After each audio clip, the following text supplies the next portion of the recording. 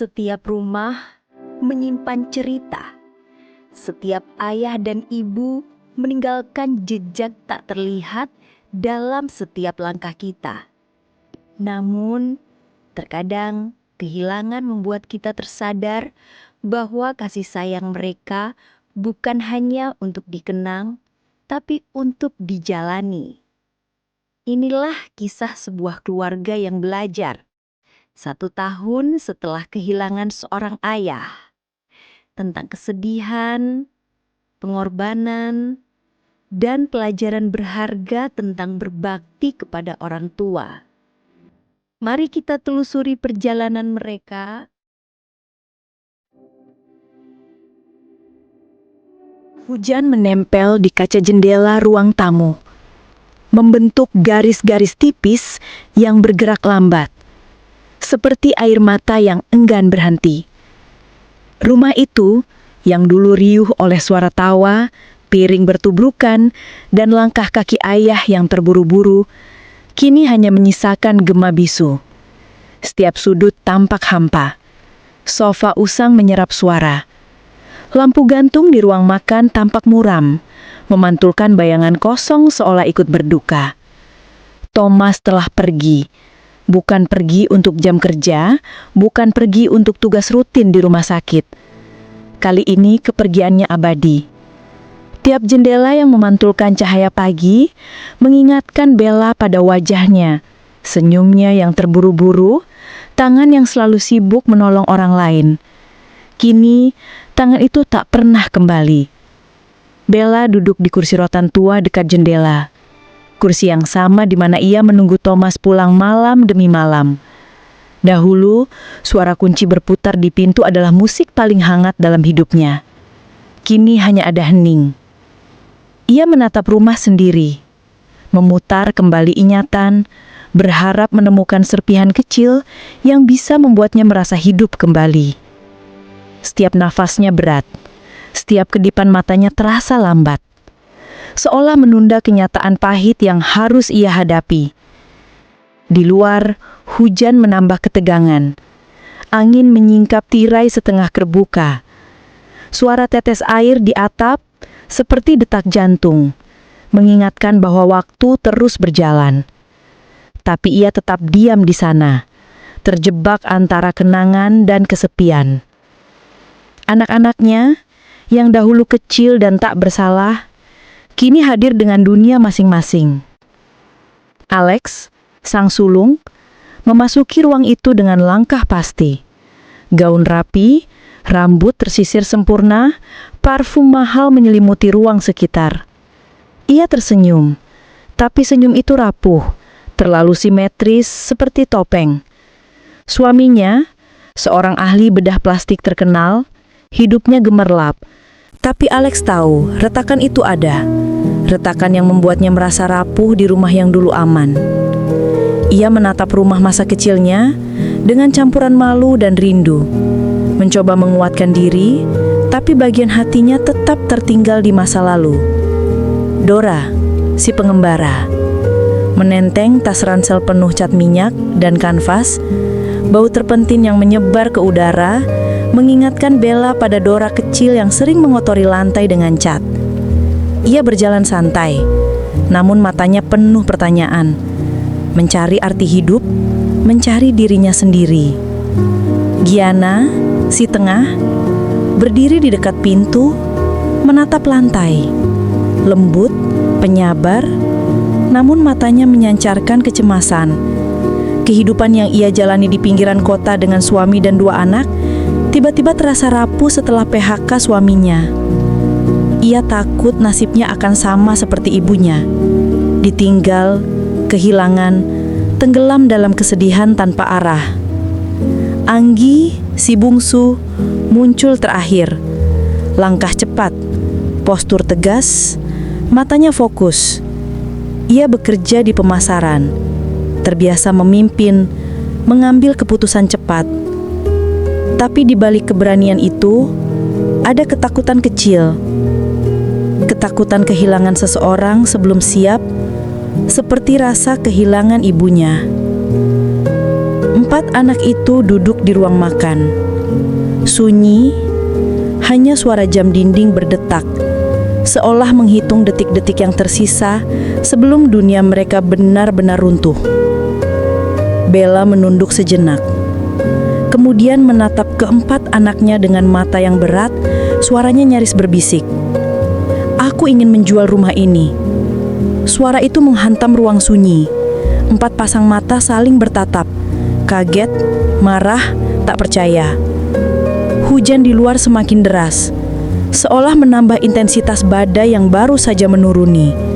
Tidak ada yang berbicara, hanya rasa hampa dan ketegangan yang menempel di udara, menunggu percikan yang akan menyalakan konflik berikutnya. Badai emosional itu sudah dimulai, dan rumah yang pernah hangat kini menjadi medan perang kenangan, rahasia dan keputusan yang akan menguji seluruh keluarga.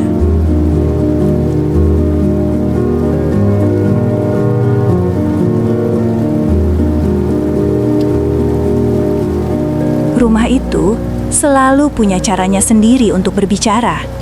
Bukan lewat suara, tapi lewat rasa. Dan hari itu, rasanya berbeda. Dinding-dinding yang dulu menyimpan tawa, kini seperti memantulkan ketegangan yang menebal di udara. Rumah itu berdiri diam, tapi diamnya seperti sedang memperingatkan sesuatu. Sejak Bella berkata ia ingin menjual rumah ini, lingkungan berubah. Tatapan tetangga berubah. Dan yang paling terasa, Bella sendiri berubah. Ia mudah tersinggung. Suaranya meninggi tanpa alasan. Tatapannya kosong tapi tajam, seolah ia sedang mencari sesuatu yang hilang dari dirinya sendiri. Anak-anaknya melihat itu, tapi masing-masing memprosesnya dengan cara yang berbeda. Alex, si sulung, mencoba mengendalikan keadaan, tapi nada suaranya bergetar antara marah, takut, dan malu. Dora memilih diam, karena ia tahu kadang memahami lebih penting daripada membalas. Gianna hanya bisa menangis pelan. Ketegangan itu mengingatkannya pada masa ketika hidupnya sendiri hampir runtuh. Dan Anggi, si bungsu, ia hanya menatap ibunya dengan mata yang penuh pertanyaan. Pertanyaan yang bahkan ia sendiri tak punya jawabannya. Pagi itu cerah, tapi rasanya seperti ada badai yang menunggu meledak. Dan semuanya dimulai dari hal kecil. Anak-anak tetangga bersepeda melewati halaman. Satu roda menyenggol pot bunga tua milik Bella. Pot itu jatuh, pecah, dan suara pecahannya menggema seperti memecahkan sesuatu yang jauh lebih rapuh dari keramik. Bella menjerit, jeritan yang bukan sekadar marah, tapi jeritan seseorang yang sudah terlalu lama menahan luka. "Kalian meremehkan saya," teriaknya. Suaranya memotong udara pagi. Tetangga membalas, nada meninggi. Kata-kata berubah menjadi teriakan. Teriakan berubah menjadi dorongan, dan dalam hitungan detik, halaman itu berubah menjadi medan perang kecil. Bella dalam kekacauan emosinya menarik pagar besi yang sudah rapuh. Ia tidak sadar betapa lemahnya pagar itu. Dan pagar itu roboh, menimpa motor tetangga. Suara benturannya keras, cukup keras untuk membuat semua orang terdiam, lalu panik. Anak-anak menjerit. Orang dewasa berlari. Seseorang memanggil polisi. Sirine meraung dari kejauhan. Lampu biru merah menari di wajah Bella yang berdiri kaku. Ia tidak melawan, tidak menangis. Ia hanya menatap rumahnya sendiri, rumah yang ingin ia lepaskan, rumah yang kini terasa asing bahkan bagi dirinya. Di tengah kekacauan itu, ponsel Anggi berdering. Nada deringnya terdengar seperti palu yang memecah keheningan. Dengan tangan gemetar ia mengangkat. Satu persatu, suara kakak-kakaknya masuk. Mereka bilang, mereka akan pulang. Mereka akan datang. Untuk pertama kalinya dalam setahun, keluarga itu akan berkumpul bukan karena kewajiban, tapi karena kenyataan sudah tidak bisa lagi dihindari. Hujan tipis mulai turun. Butir-butirnya jatuh pelan, seperti alam ikut menangis bersama mereka. Anggi menatap ibunya. Ada sesuatu di matanya, campuran takut, sayang, dan tekad. Ia tahu ini adalah titik balik. Rumah itu akhirnya memaksa mereka berhenti lari, memaksa mereka menghadapi luka yang selama ini mereka tutupi. Badai emosional belum selesai, tapi untuk pertama kalinya, jalan menuju penyembuhan mulai terlihat. Dan setiap langkah kaki yang mendekat ke rumah itu adalah janji bahwa pertempuran keluarga ini baru saja dimulai.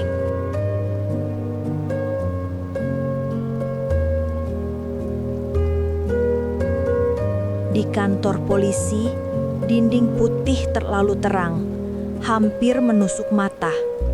Suara dering telepon, langkah kaki petugas, dan bisik-bisik terdengar jauh, seperti gema yang tak bisa mereka cegah.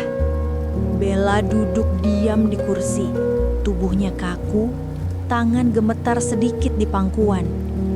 Ia tampak seperti boneka porselen yang terjatuh tapi belum pecah, rapuh tapi masih bertahan. Alex datang lebih dulu, melangkah cepat, wajah tegang. Nada menyalahkan keluar dari bibirnya. "Bu, ini semua bisa dihindari kalau..." Dora segera membela, suara lembut tapi tegas. "Alex, kita harus mengerti ibu, bukan hanya menuduh. Semua ini trauma setahun terakhir. Kita tidak tahu seberapa berat yang ibu rasakan." Giana duduk di kursi dekat dinding, tubuhnya gemetar. Matanya memandang ke lantai, takut ibunya benar-benar kehilangan kendali, seperti hidupnya sendiri yang perlahan goyah. Anggi diam, menahan perasaan, tapi setiap gerakannya penuh kewaspadaan. Ia membayar jaminan dengan cepat, praktis, tetapi matanya merah, tak bisa menutupi kesedihan dan rasa frustasi. Di perjalanan pulang, keheningan mengisi mobil. Setiap putaran roda seperti mengingatkan mereka akan semua kesalahan yang terpendam, semua kata yang belum sempat diucapkan. Mereka kembali ke rumah, dan suasana yang awalnya sunyi mulai memanas perlahan. Diskusi ringan berubah menjadi pertengkaran besar. Lemari seakan menjadi saksi, menahan kata-kata tajam yang terucap. Bella merasa tidak dipahami, sementara anak-anak merasa tak dihargai. "Kami peduli, Bu. Kalau peduli, kenapa baru datang sekarang?" Kalimat itu menghantam ruang sunyi lebih keras daripada suara pagar yang roboh sebelumnya. Hening sejenak, seperti bumi menahan nafas. Bella perlahan berjalan ke dapur. Tangannya lemah, namun gerakannya familiar. Ia menyiapkan 4 cangkir kopi panas, 1 untuk setiap anaknya. Persis seperti Thomas dulu selalu lakukan. Bau kopi hangat memenuhi dapur, tapi satu pun cangkir disentuh. Mata anak-anak menatap cangkir itu, namun rasa sakit membuat mereka diam. Ia menunduk, menutup mata sejenak dan teringat ayat yang selalu ia baca saat gelisah. Allah tidak membebani seseorang, melainkan sesuai dengan kesanggupannya. Bella menarik nafas panjang, membiarkan kata-kata itu meresap. Ia menyadari, meski kesalahan dan konflik menumpuk, kekuatan dan kesabaran masih ada, tersembunyi, menunggu untuk muncul di hati yang terluka. Alex berdiri di dekat meja, mencoba menenangkan diri. Suaranya lebih lembut sekarang. Aku hanya ingin kita semua tetap bersama, Bu." Dora menatap ibunya, lalu kakaknya, dan berkata, "Kadang cara kita menunjukkan cinta salah kaprah, tapi itu tetap cinta." Giana yang semula menunduk, mengusap air matanya, perlahan mendekat. Anggi tetap diam, tapi satu tangan meraih bahu ibunya, seolah memberi kekuatan tanpa kata. Malam perlahan tiba, lampu dapur memancarkan cahaya hangat. Hujan tipis di luar menambah suasana tenang. Cangkir kopi tetap dingin, tapi rumah itu terasa sedikit hangat. Bella menatap jendela. Hujan menetes perlahan di kaca, dan ia berbisik, "Tuhan, bimbing kami, beri kami kekuatan untuk menerima dan hati yang bisa memaafkan." Dalam keheningan itu, hubungan mereka terasa mulai lunak, meski retakan masih ada. Mereka mungkin belum bisa menyelesaikan semua masalah, tapi langkah kecil ini, duduk bersama, menatap mata, dan memahami satu sama lain adalah awal dari penyembuhan. Badai emosional belum berakhir, namun malam itu memberi mereka momen refleksi. Anak-anak menyadari bahwa cinta itu tidak selalu ditunjukkan lewat kata-kata yang sempurna. Dan Bella menyadari, meski luka lama tetap ada kesempatan untuk membangun kembali kehangatan keluarga. Perlahan, dengan kesabaran dan doa, hening menyelimuti rumah. Sebuah pelan namun kuat. Mereka belajar menerima, memahami, dan menunggu pagi berikutnya dengan harapan.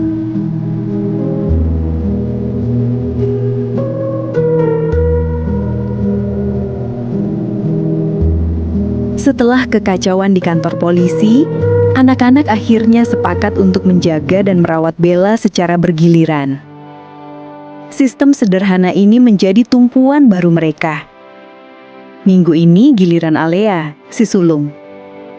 Minggu depan Dora, si pengembara. Kemudian Giana, si anak lembut yang rapuh tapi kuat. Dan terakhir, Anggi, si bungsu yang biasanya sibuk dengan dunianya sendiri. Mereka mengatur jadwal. Tapi kehidupan tidak bisa diatur hanya dengan kalender. Emosi Bella seperti gelombang, naik dan turun. Tak bisa diprediksi. Ada hari-hari yang baik. Bella bercanda saat memasak. Tertawa menonton komedi televisi. Suaranya yang dulunya lembut kini terdengar ringan. Mengisi rumah dengan tawa yang lama hilang. Ia menceritakan kenangan masa muda. Ketika ia dan Thomas kabur dari pesta pernikahan hanya untuk makan sate di pinggir jalan. Aroma sate yang dibayangkan membuat anak-anak tersenyum mendengar cerita itu. Ia mulai menyiram bunga, memangkas pohon mangga di halaman, bahkan tersenyum dan mengobrol dengan tetangga yang dulu pernah ia musuhi. Rumah itu terasa hidup kembali, seolah memulihkan memori dan energi yang hilang. Tapi, ada hari-hari gelap. Bella lupa sarapan, lupa mandi, bahkan lupa jam, hari, dan terkadang nama anak-anaknya sendiri. Ia berdiri lama di halaman, menatap jalan dengan tatapan kosong, seolah menunggu seseorang yang tak akan pernah kembali. Anak-anak pun berada di ujung kesabaran mereka. Alexa mulai merasa frustasi, terutama ketika menghadapi masalah rumah tangganya sendiri. Suaminya ketahuan berselingkuh. Retaknya rumah tangganya seperti cermin dari retak ibunya. Dora, yang biasanya bebas, merasa hampir menyerah pada seni. Ia ingin menetap, mencari ketenangan. Tapi kewajiban merawat ibu membuatnya merasa terjebak. Giana menjadi tulang punggung keluarga setelah suaminya kehilangan pekerjaan. Beratnya tanggung jawab membuatnya mudah emosional. Dan setiap kali Bella kambuh, ia merasa dunia kembali menimpa pundaknya.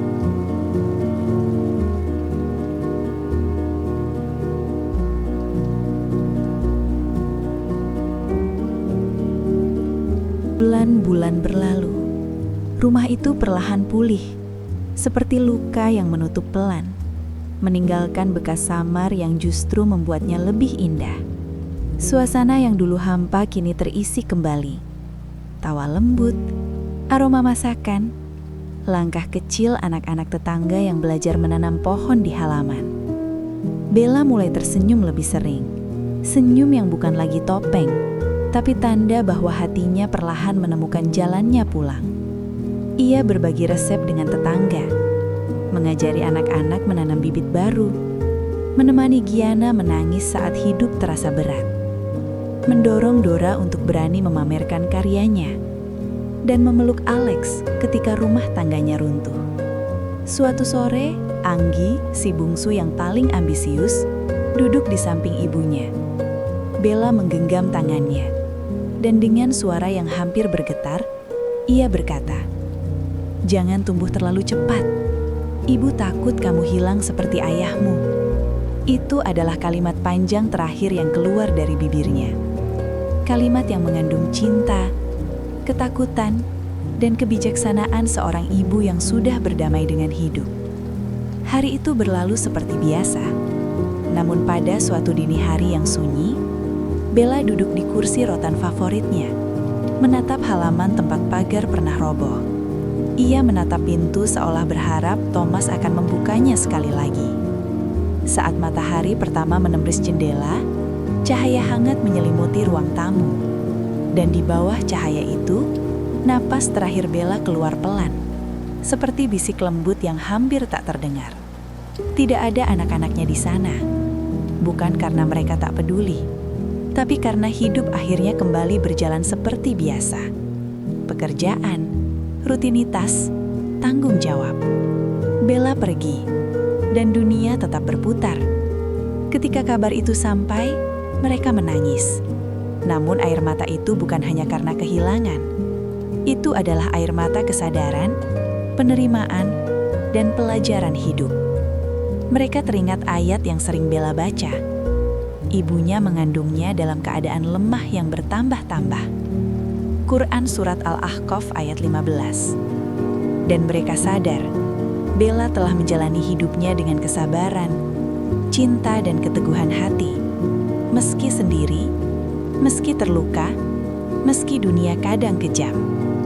Ia pergi bukan dalam kehancuran, tetapi sebagai perempuan yang akhirnya berdamai dengan hidupnya. Rumah itu tidak jadi dijual. Mereka memperbaiki pagar yang pernah roboh, menanam pohon mangga baru, merawat halaman yang kini penuh kenangan. Setiap kali mereka pulang, mereka tahu mereka tidak pernah benar-benar kehilangan ibu mereka. Yang mereka pelajari adalah cara menerima, melepaskan, dan menghargai setiap detik yang tersisa. Kehidupan tetap berjalan, namun cinta dan pelajaran Bella akan selalu menjadi cahaya yang menuntun mereka.